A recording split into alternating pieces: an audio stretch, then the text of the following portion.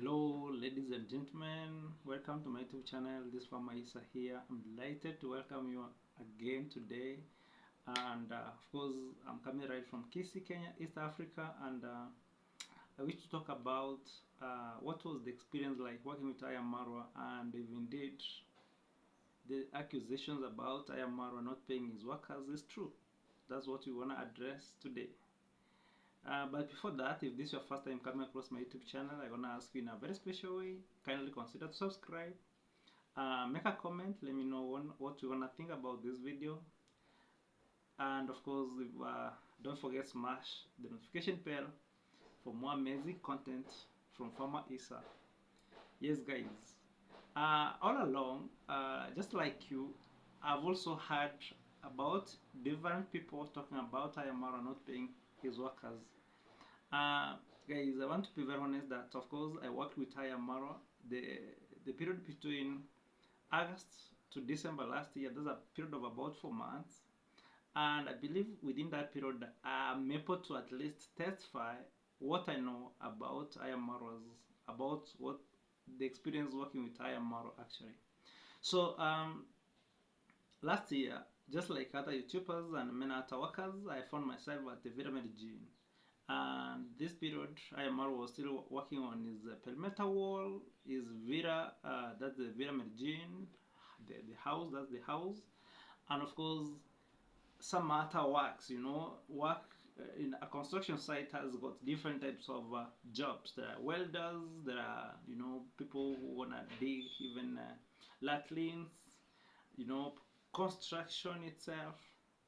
So we had different types of people working with him, and as you could see from his videos, you could see over 30 different people working at the Vira Medellin compound. So Marwa employed actually on a daily basis over 20 to 30, actually over 30 people working on his villa. So and I want to say that most of them actually, or half of them, are the YouTube interest. So as much as they worked at Aya Marwa's villa, they also wanted to at least to get some shoutouts and all, at least get some at least get to feature in Aya Marwa's video to post their YouTube channel. So they had interest in becoming YouTubers. That's through his support. Obvious, someone could easily, grow his YouTube channel. Um, he genuinely, or he generously gave such shoutouts to people, and that's how some of us came to exist. So um, now about working with Aya Marwa, one thing you need to know for sure is that Aya Marwa employed people from different parts. He didn't really have specific people to work for him. He didn't have villagers to work for him. He had people from as far as Tanzania to work for him. He had people from different parts of the country to work for him, and that's how Farmer Isa, who comes from Kisii, found himself at the Vira Medellin. So, but he never discriminated anybody. So most of the workers, again, of course, could come from the village. So he promoted the village men and ladies, men and women, and as per what I know, as per what I observed during that period, Marwa could employ people, and people could work and paid as per the quantity of work done.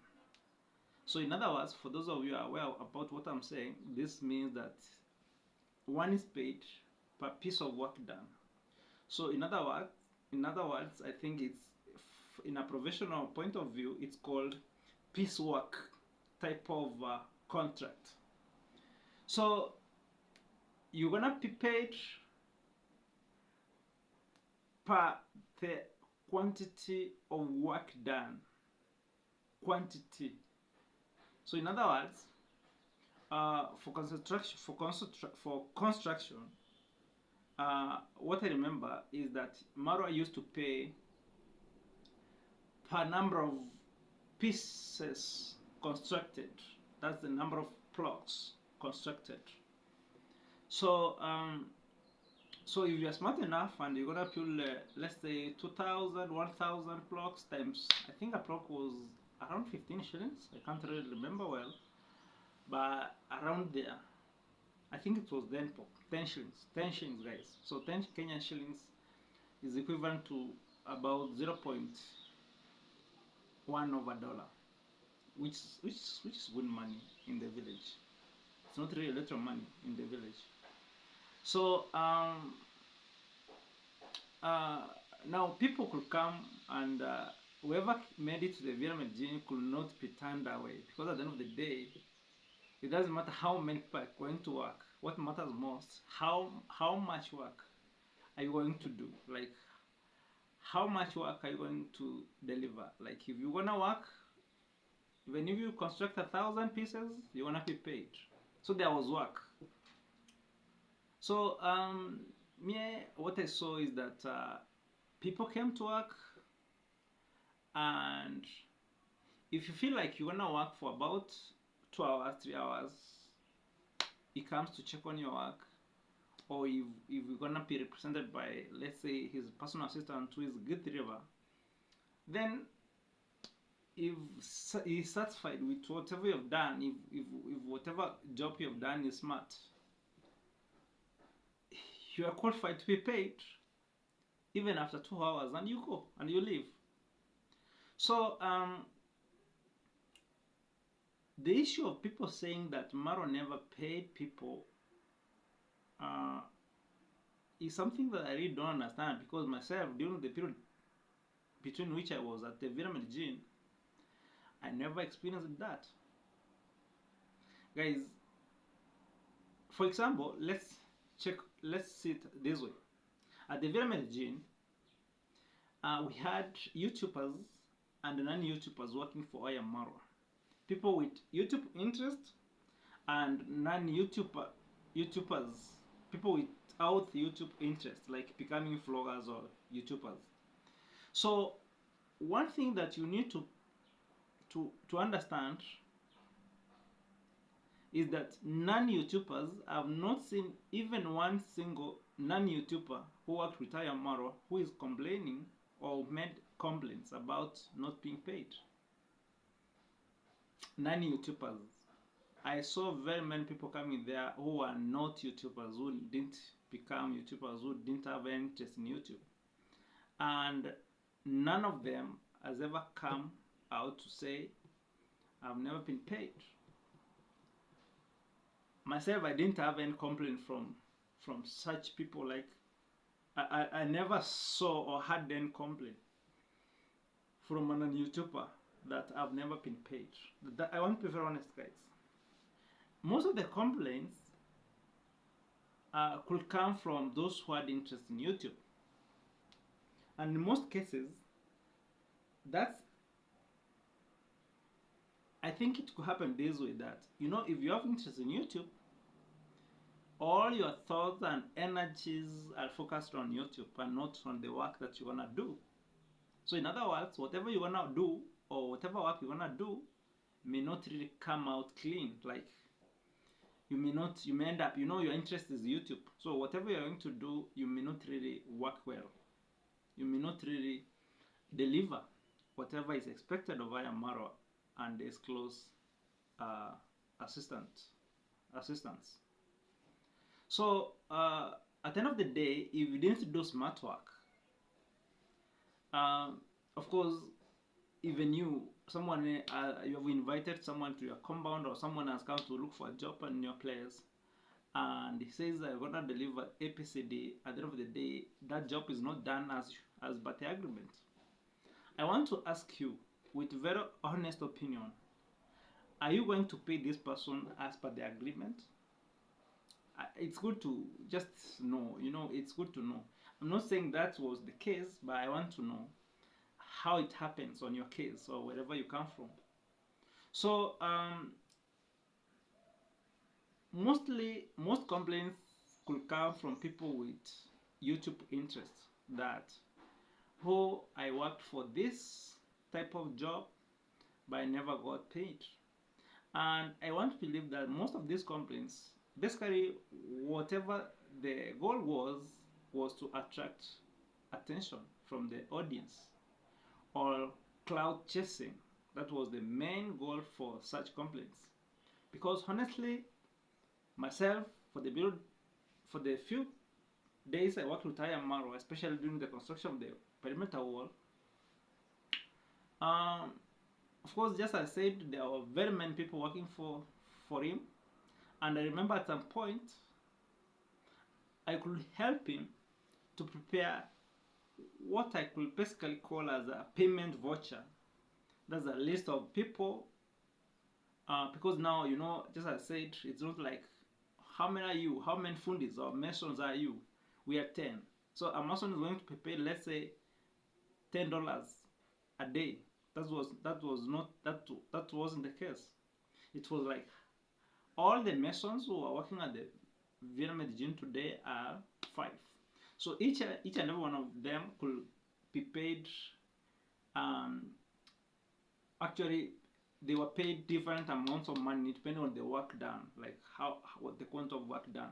So I could help. I found it easier for me to help him. It was just assisting him, preparing. I remember I did it for about 2-3 weeks, preparing a list of individuals who worked for the Villa that day and the amount of money they should be paid, and it hastened his payment because I mean, you know, I could just find out this is he worked for this amount of pricks, and this amount he needs to be paid, and he had 2 assistants, and they need to be paid this amount of money.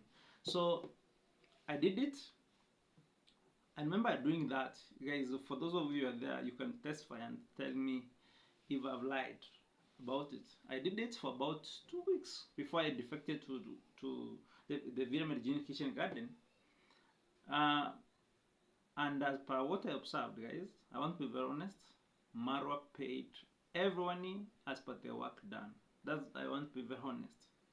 Um, People coming out here to say that he never pays his workers, he mistreated his workers, he made these people slaves.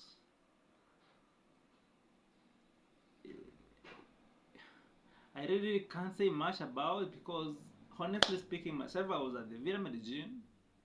I didn't see anyone becoming Ayamaro a slave. I've never seen Maro making people slaves. I've not seen it, guys. I've not seen that. Instead, guys, there are cases where people had offered to work for free at Ayamaro's Villa Medellin. In return, they expected to get posted for their YouTube channels to grow. So the agreement was that, hey Marwa, I've just come from this far and you've really inspired me so much. I've seen what you've been able to achieve through YouTube, and I'm here so that you can also support me, start a YouTube channel.